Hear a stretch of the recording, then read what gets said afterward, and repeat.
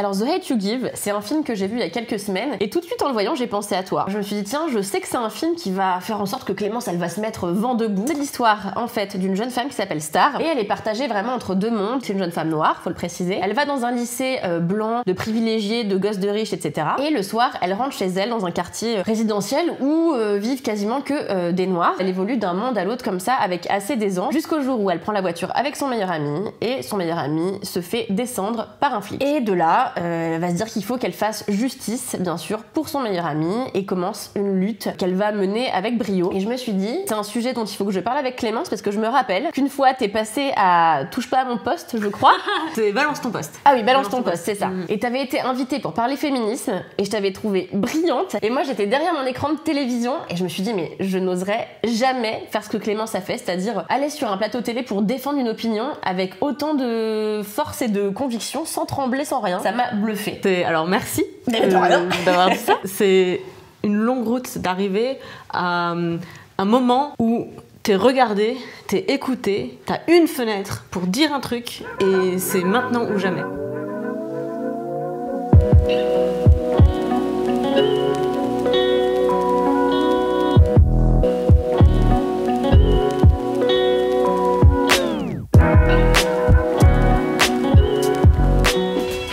Écoute ce vieux son. Les mots de Tupac sonneront toujours juste. Remets les mains sur la voiture. Stop. Khalil est parti, mais toi, t'es toujours là. Tu te débats pour essayer de comprendre. Laisse éclater ta lumière. Je ne t'ai pas appelé Star par hasard.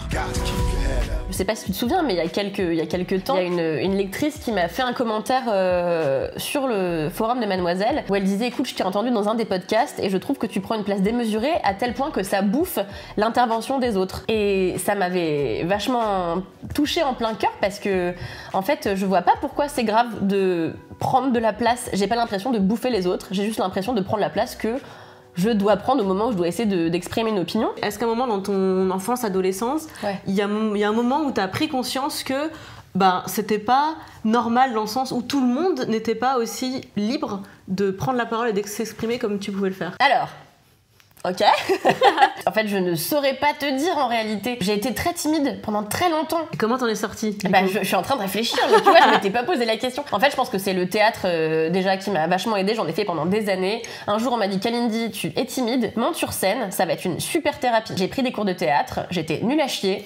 Et un jour, je suis montée sur scène et le jour du spectacle, ça a changé ma vision de m'exprimer en public, etc. Et je me suis dit waouh, en fait, j'ai envie d'être sous les spotlights et j'ai envie de passer ma vie à parler, tu vois. Et donc, je pense que c'est le théâtre. C'est venu donc assez jeune et depuis, ça a changé mon caractère du tout au tout. C'est-à-dire que maintenant, j'aime parler, tu vois. C'est ce que je préfère faire, c'est les podcasts chez Mademoiselle. C'est être derrière un micro et raconter ma vie et exprimer une opinion et essayer de la transmettre au plus grand nombre, quoi. Tu vois, moi quand j'étais petite, c'était l'inverse. Ouais. J'étais pas du tout timide. Je prenais facilement la parole. Je m'intégrais facilement dans les conversations des adultes. Et on a très vite commencé à me dire que je parlais trop, que j'étais bavarde, que je prenais trop de place en fait. Et je me souviens très bien qu'à l'adolescence, je sais plus quel âge c'était, mais je me souviens d'une période entière où je me suis dit, je ne parle plus spontanément, je ne parle que quand on m'invite dans une conversation. Donc j'ai réduit de, je sais pas, 160% mon espace de volume de parole. Et les rares fois du coup où on m'invitait dans la conversation, on finissait quand même par me dire que ah mais de toute façon t'as un avis sur tout, tu parles tout le temps, machin et tout. Donc à ce moment-là je me suis dit attends, le problème n'est pas que je parle trop en volume, le problème est que ce que je dis ça dérange. Et pendant hyper longtemps j'étais restée sur je dérange quand je m'exprime. Et j'ai mis, je peux pas te dire combien de temps, à comprendre que finalement je pouvais retourner ça comme un pouvoir, parce qu'en fait, si je dérange, c'est que je provoque quelque chose. Wow. Mais toi, tu m'impressionnes tellement, Clémence. Mais en fait, c'est marrant que tu me dises ça parce que je voulais te parler d'un truc qui m'avait vachement marqué. Un moment de ta carrière qui, moi, m'a marqué. C'était il y a quelques mois quand t'as été invitée sur le plateau de... Balance ton poste. Balance ton poste, voilà. Et où en fait, t'as été invitée à parler de féminisme. Et je t'ai vu, moi, derrière l'écran, et j'étais là, waouh, Clémence, elle assure, elle a que peu de temps pour parler. Elle est là, bam, bam, bam. C'est précis, c'est net, c'est clair. On comprend où elle veut aller. Elle tremble pas. Et moi, j'étais là, ouais, je serais féministe. Alors que tu vois, j'ai aucun problème à raconter des conneries et tout, mais là c'était tellement Tu vois, il y avait une cause derrière, il y avait quelque chose de... Je sais pas, j'étais transcendée d'admiration pour toi à ce moment-là. Je me suis dit, ouais, c'est ma boss. Dans The Hate You Give, elle va devoir prendre la parole devant les médias, etc. pour défendre la justice, essayer de faire en sorte que justice soit rendue pour son meilleur pote, mort bien sûr, pour rien quoi. Donc elle ose vraiment, et elle ose devant les médias et tout pour une cause qui est hyper importante, et elle se fait la voix de toute une population. Et vraiment, moi, c'est ce que j'ai ressenti en te voyant. Je me suis dit, waouh, Clémence, elle est faite pour ça. J'aimerais tellement avoir 1/10 de la confiance que t'as eu ce soir-là pour réussir à traduire tes idées au mieux, quoi. J'ai trouvé ça vraiment bluffant. Non, mais c'est vrai, je te jure. Merci beaucoup, je suis hyper flattée. C'est un long chemin pour arriver jusqu'à ça. Mais alors, c'est quoi le chemin ? Alors la première étape c'était celle-là, c'était de se rendre compte que parler c'était un pouvoir, et que justement le fait qu'on critique mes prises de parole, qu'on leur reproche d'être futiles, envahissantes, trop nombreuses. C'est ce qu'on disait futile. Alors ouais, il y avait un côté oh mais je sais pas de quoi je parle. Okay. Mais parce que regarde l'emballage, c'est-à-dire que je suis pas un expert en blouse blanche avec des lunettes sur un plateau de télé avec un bandeau qui dit spécialiste de tout et que on écoute avant de l'avoir entendu. Okay. Moi je suis l'inverse en fait. Ouais. Je suis celle qui va devoir démontrer sa légitimité à prendre la parole. Et ça rejoint, je pense, l'histoire du film dont tu viens de parler. C'est-à-dire que le plus dur dans toute cette histoire, c'est de savoir qu'on est légitime à prendre la parole. La deuxième étape de ce chemin, en fait, pour arriver à cette confiance et pour arriver à être devant un parterre de journalistes, une audience, une caméra, parce que je trouve une caméra beaucoup plus impressionnante que 1000 personnes, et ben la deuxième étape, c'est d'avoir quelque chose à dire, d'avoir une cause à défendre, d'avoir un message à porter. À la fois, ça donne des ailes de se dire que je parle pas que pour moi, je sais pourquoi je suis là. C'est la différence entre une idée et une conviction. C'est que je trouve que l'idée c'est un truc qui flotte, voilà, c'est les idées ça va ça vient. Conviction elle est là quoi, c'est le roseau de la fable du chêne et du roseau. Peu importe ce qui se passe, la conviction elle va toujours être là. C'est une flamme qui ne s'éteint pas, et en même temps ça file le vertige parce que tu te dis, moi sur ce plateau télé ce soir-là, j'avais pas peur pour moi, j'avais peur de ne pas être à la hauteur de la cause que je suis venue défendre et du message que je suis venue délivrer. Ça, vraiment, ça fout le vertige, quoi. Ah bah oui, clairement. Moi, je pense que c'est pour ça que je me suis jamais engagée pour aucune cause, alors que j'en ai eu envie 1000 fois. J'ai l'impression que je serais bien incapable de faire ça. Et j'aimerais bien, en fait, comme c'est quelque chose auquel j'aspire, bah, j'aimerais bien avoir les clés, en fait, pour essayer d'arriver jusqu'à ce truc-là qui me semble pour l'instant infaisable. Mais tu le fais déjà. Mais à chaque fois que tu défends un film, dans tes critiques, même dans les podcasts, en fait, tu passes ta vie à défendre des idées. Et justement, comme je viens de dire à l'instant que pour moi, les idées et les convictions, c'est pas exactement pareil, je trouve ça plus difficile de défendre une idée parce que justement, quelqu'un d'autre peut très facilement arriver et te la shooter. D'ailleurs, dans un débat, c'est ce que je trouve intéressant, c'est que quelqu'un balance une idée et quelqu'un vient la dégommer avec son idée. Moi, je suis très... Comment tu te laisses pas démonter ? Parce qu'en fait, l'idée, c'est pas moi. C'est-à-dire que quand quelqu'un shoot une de mes idées, c'est pas une extension de moi. C'est quelque chose qui est extérieur à moi. Donc en fait, ça ne me touche pas. Si je dis, moi je crois que c'est une bonne idée d'agir comme ça, et que tu viens de dire, ah non, c'est complètement con, tu t'as pas dit, ah non, t'es complètement conne, Clémence Bodoc. Oui. Et cette distinction-là, pour moi, elle est primordiale. Et justement... Oui, mais c'est toi qui représente la cause à ce moment-là. Enfin, c'est une lourde responsabilité, en fait, de porter cette cause sur tes épaules. Et en fait, si on dit que ce que tu dis, c'est con, c'est pire que si c'était juste on disait, toi, t'es conne. T'as mal traduit l'idée que t'avais. Du coup, maintenant, on dit que tout ce que tu dis, c'est une connerie, tu vois. Je trouve que c'est encore pire. C'est ce qui est épuisant, justement, dans la défense des causes, que ce soit l'écologie, le féminisme. Et c'est ce qui explique qu'autant de militantes féministes se trouvent dans cette colère viscérale et épidermique. C'est que, justement, elles s'identifient beaucoup à leur cause. Ouais. Et quand t'es une jeune femme victime de discrimination, c'est vraiment difficile de mettre de la distance entre ta cause et toi. Et donc oui, effectivement, qu'il y a un troll, un con, ou juste un adversaire idéologique qui vient t'opposer un argument ou vient t'insulter ou vient essayer de t'attaquer, c'est là pour le coup, il n'y a pas de distance en fait. Et là, j'ai passé vraiment beaucoup de temps à prendre directement les flèches et à être en permanence blessée par ça. Et la seule façon que j'ai trouvée pour en sortir, c'était encore une fois de faire une mise à distance artificielle en fait, et de me dire, je ne suis plus en train de me battre pour moi, je me bats pour toutes les autres. Et ce qui fait que j'arrête de prendre personnellement toutes les attaques sexistes, toutes les microagressions sexistes au quotidien. Parce qu'en fait, sinon, oui, effectivement, t'es sur un plateau télé, quelqu'un te balance une critique. si je le prends en blessure, ça y est, j'ai déjà perdu 15 secondes de réaction et en télé, la parole passe à l'autre.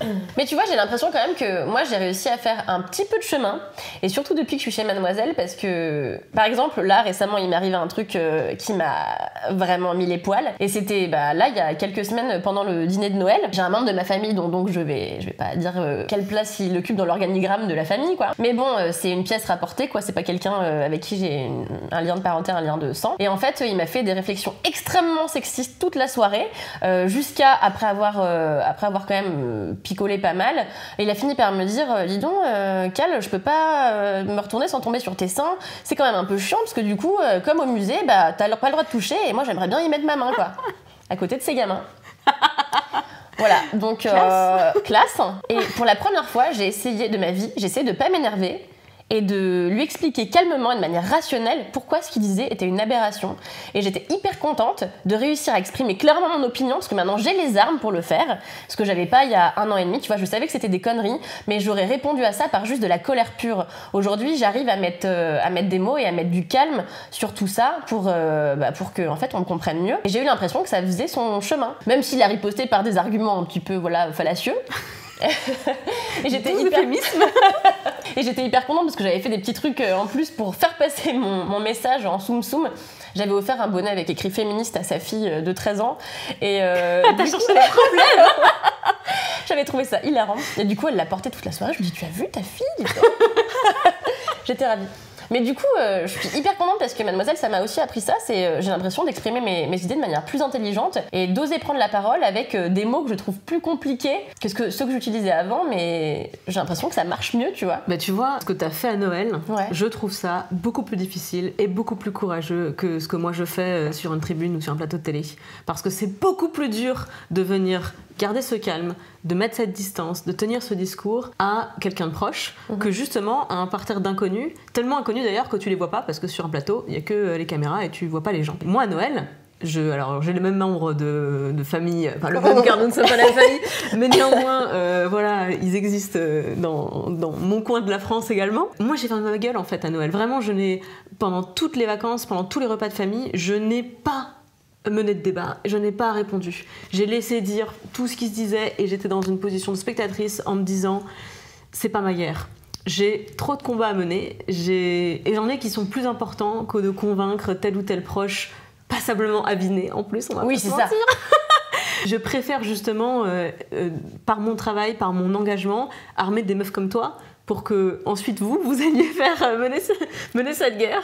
Mais c'est épuisant en fait de s'auto-investir de cette mission au quotidien, tout le temps, toujours. Au contraire, profitons du fait qu'on soit nombreuses. Et quand quelqu'un prend la parole et quelqu'un monte sur scène, que ce soit l'héroïne d'un film, d'un roman ou dans la vraie vie, des personnes qui sortent des rangs pour aller tenir un message, je suis la première à les soutenir avant de les critiquer, parce que je sais ce que ça coûte et surtout je sais ce que ça rapporte quand quelqu'un fait ça. Mais alors c'est quoi le moment où tu as eu le déclic, tu t'es dit maintenant je vais œuvrer pour une cause et je vais ouvrir ma gueule et je vais le faire en plus sur un magazine, autour de micros, enfin tu vois, je vais médiatiser le fait que j'ai un avis, quoi. C'était quoi ton déclic? Les autres. Mais les autres, c'est depuis toujours. Alors depuis très longtemps, j'ai l'ambition de me lancer en politique, en me disant, en fait, je sais que c'est par là que les changements sont opérés dans la société le plus rapidement possible. Et c'est encore très long, mais en vrai, c'est un des processus les plus rapides. Et je suis encore au stade où j'attends de trouver un ou une candidate que j'ai envie de suivre. Et ça fait que quelques semaines que je me dis, ou alors peut-être, c'est moi la candidate. Waouh, Clémence présidente. Je ne suis pas en train d'annoncer ma candidature pour 2022, calmez-vous. C'est ce que les gens vont retenir, tu le sais. Mais c'est plutôt l'idée que je me suis laissée pousser finalement par les autres. Et j'ai commencé à tenir et à prendre à mon compte un discours féministe après avoir été suffisamment victime de discrimination pour me dire j'ai pas le choix. Mais un peu comme donc l'héroïne de The Hate You Give, c'est que c'est un peu par défaut que je me retrouve à me dire bon maintenant je vais prendre la parole parce que ça peut pas durer, ça peut pas continuer comme ça. En fait, je refuse de continuer à vivre comme ça. Je suis la seule à pouvoir le défendre. Si je me tais, quel genre d'amis ça fait de moi?